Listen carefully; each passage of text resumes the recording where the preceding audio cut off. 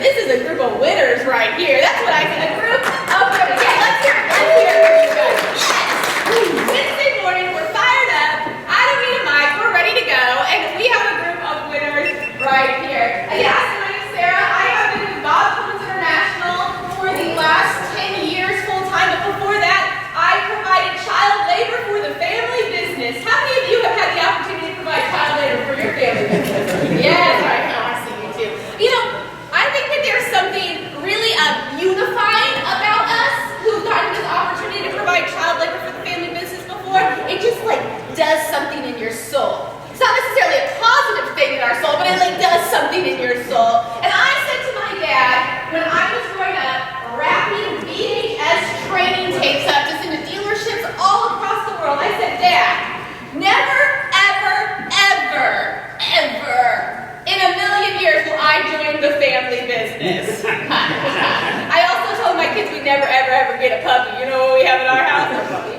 All right, so as we do this, and here's the space that we go, never, ever, ever will I do that. And then this thing like switches. And you go, well, let's look at the options. And you quickly realize that you are unemployable by anyone other than your family. And you go, nobody would want me. And so you go back to the family business. And like, honestly, my people in family business. Can I just get like a quick head nod? Yeah, I hate you. Okay.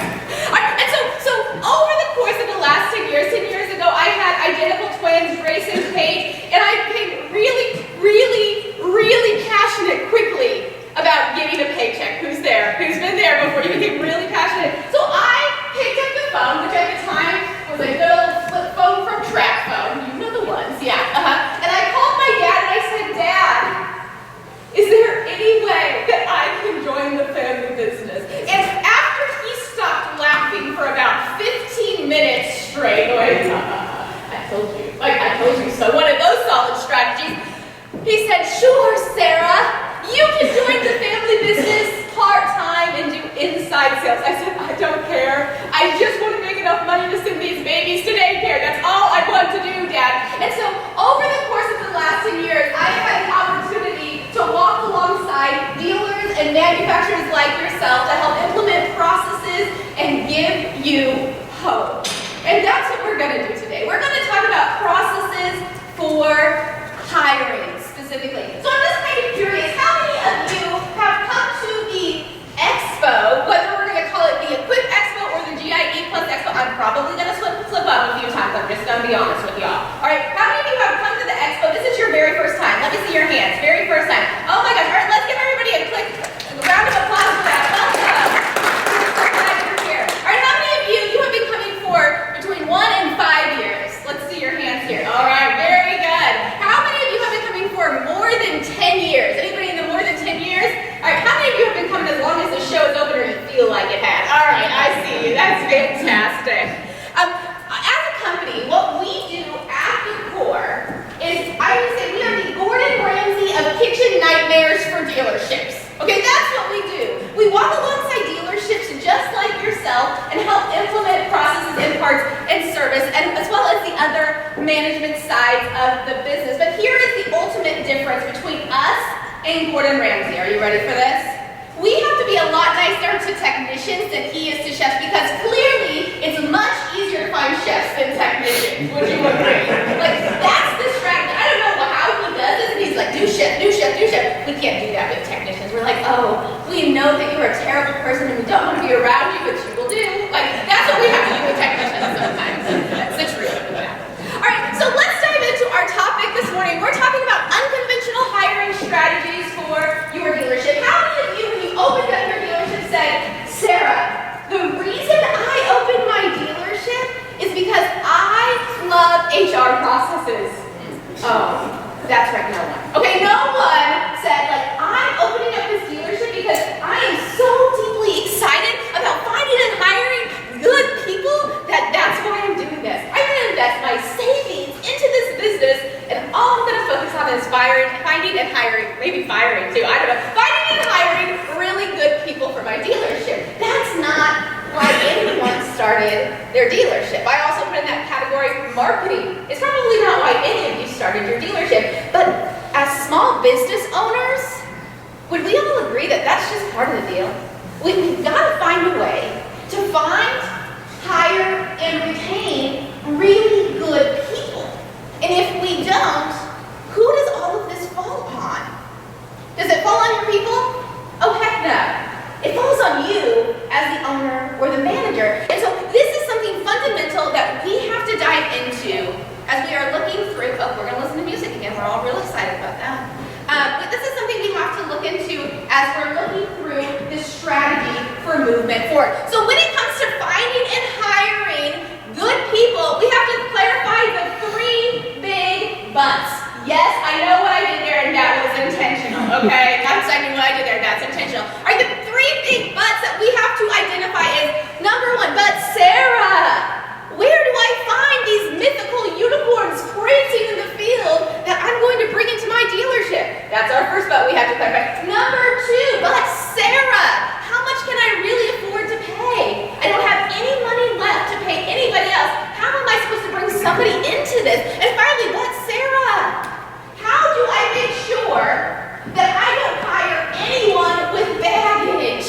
Oh, my friends, we are going to get through all of these together today. All right, so the first thing is, how do we find these mythical unicorns in a field of donkeys? All right, I had a different word on the slide. Jeff Blackton on our team made me change it so we can all boo Jeff later for that. But I wanted to know, how do we find these mythical unicorns, whether it's technicians, whether it's parts people, these highly qualified people in this field of donkeys? And here's the thing I have come to realize as we have worked hand in hand with dealers all across the country to place over 120 technicians and parts people this year.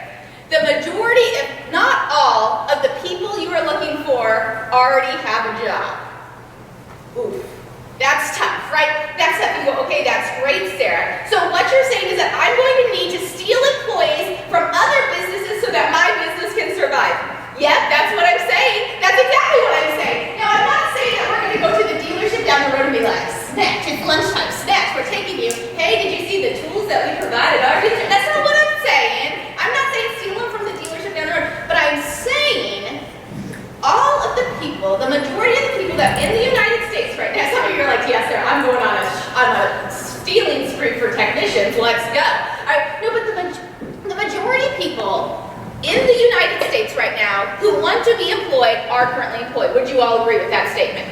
And so it puts us in this really precarious position, this really uncomfortable position, that when we're looking for people, how do we find the ones who actually want to work, who will show up on time or at all, show up consistently, and come in with a good work ethic? Is that even something? That's what we're going to call the mythical unicorn in this situation. And again, most of these people are already employed. And so the questions we have to ask ourselves is, how do we really define who it is we need so that when we have the opportunity to hire this person, we are hiring the right person for our dealership? I read a book probably 10 years ago now called Hiring Smart. It was a book from the 70s, and the gentleman who wrote this book had a mathematical equation to figure out how much it costs you if you hired the wrong person. He said, if you hire the wrong person, the cost if you keep them for only 6 months, the cost to replace that person is 1.5 times their annual salary. Okay, 1.5 times. And that's if you realize you made a bad hiring decision and you replaced them in 6 months. How many of you have made a bad hiring decision and kept them for longer than 6 months? Oh yeah, my dad's not in the back raising his hand, so I'm really thrilled about this for all of us. Sarah, you've been here for 10 years now, and we're still asking a lot of questions about why this is going on. Right? I think everybody who's been a business owner at any level or manager has been in this spot where you say, okay, I've hired somebody, but I've left them on for more than 6 months because they were at least a warm body. Oh, my friends, that is not the strategy we're taking. I get in the midst of season, that may be the strategy we take, but that is not the long term. So if we look at this, he says 1.5 times your annual salary. So if we look at this and say the annual salary in the United States right now is right at about $50,000 is what it is. When you factor in the base as well as insurance, taxes, and all of the other things that you get to provide as business owners. Congratulations. And so we have this, and so that means that $75,000 is what it costs us if we keep somebody and just hold on to them for 6 months and we have to replace them. So when we look at this, we have to realize that the problem that we're dealing with is not only like a hiring problem, but it's a money problem for you as well. Like, this sucks up your hard-earned, well-deserved net profit at the end of the day if we aren't addressing this effectively. So how in the world do we actually go about finding these mythical unicorns? The first thing we have to do is we have to identify what their pain point is with their current situation. Okay, that's the very first thing we have to do. Now, if we want somebody who's already has a job, maybe they're happy, maybe they're not, we've got to identify where is their pain with the situation. Now, it may not be the same pain point that you think it is off the top of your head. How many of you have ever had the opportunity to do a home renovation with your significant other? Let me see your show of hands. How many of you are still married to show about that? Okay, that's impressive. That's impressive. Like, honestly, you could be marriage counselors after this. I'm really excited for you. There's like another career path for you. My husband and I have an 1880s home built in 1880. We live in a historic downtown area apartment, and we have 1.5 bathrooms in our house. 1.5, because in the 1880s, apparently, they could stuff a lot of people in these houses and nobody needed to, they all could share bathrooms. We have 3 girls in our family. So my husband, me, and then we have 3 daughters. 1.5 bathrooms as our girls are entering their teenage years was not going to cut it, right? Anybody else have daughters who are in the teenage years? All right, support group later, we'll be fine. So as we walked through this, we said, this is not going to cut it. My husband had a home improvement business for about 4 years, and so we said, here's what we're going to do. We're going to do a master bathroom addition. Oh yeah, this is going to be good. This is going to be the most fantastic thing we've ever done. It's going to add value to our home, and it's going to be such a beautiful bonding thing for us. No, it was not a bonding thing. Honestly, the amount of counseling we had to go through to get through the bathroom, we should have just hired an app. Anybody else been there before? You're like, yes, that's what we should have done. But here's the deal. We had a pain point with our house. When we started and got this house, our girls were young. It wasn't a big deal. We're like, we can share bathrooms. But as they got older, what became really apparent to us really quickly? That wasn't going to cut it. That absolutely was not going to cut it. That was our pain point. We didn't know it when we stepped into the house, but as we spent time there, that's where it was. So what does the pain point look like when we're looking for employees? Maybe it's flexibility. Maybe at the job that they're at right now, they don't have the flexibility that they need. Maybe it's money. That could be a piece of it. Maybe it's the environment that they're working in. Maybe they don't have a clean place that they get to work, or maybe it's not a good situation they're in. There's a number of things that could be playing into this that are the pain point. So the very first thing we have to do is we have to identify the pain point of why somebody may leave where they currently are and come work with us instead, okay? So that's the first piece of it. Next, we have to be clear on who we specifically need in this situation. Here's the thing. How many of you have a child who you look at and you go, oh my gosh, there is my clone? Does anybody have a clone for a child? Yeah, Dad, put your hand down, it's fine. Mine, her name's Ella. And I always say that Ella is either going to run a company or a gang in prison. Okay, anybody else have the kid who's either going to run a company or a gang in prison? Yes, they're sitting next to you. It's fine, we'll talk about this later. But Ella is my clone. She's my absolute clone. And in this situation, I am clear that if I had a million Ellas running around, the world would probably self-destruct in some sort of way and would not be positive. But here's the deal. When we're looking to hire people for our dealership, you know what we typically do? We hire people who are just like us. We hire people who are just like us. People come into the interview and they're like, well, that's if they can show up for the interview in the first place, am I right? Like, if they show up for the interview, they come in and you're like, oh my gosh, I don't know what it is about this person, but I just love them. They are just fantastic. We just really hit it off. It's because they're just like you, right? And it's out of your dealership. It's so critically important that we are crystal clear on who we need. And we do not need another clone of you to run the dealership. Now, I want you to think about this in different positions inside of the dealership specifically. In the service department, we typically need to find somebody who is focused on processes in the service department. We want somebody who has some attention to detail and loves to solve problems and puzzles. We always can tell a really good technician is a good technician because they are fantastic puzzle solvers or problem solvers, okay? That's who we're looking for in the service department with technicians. In the parts department, we want somebody who is so analytical and is so that if you were to make one minute mistake when it comes to a detail, they would call you on it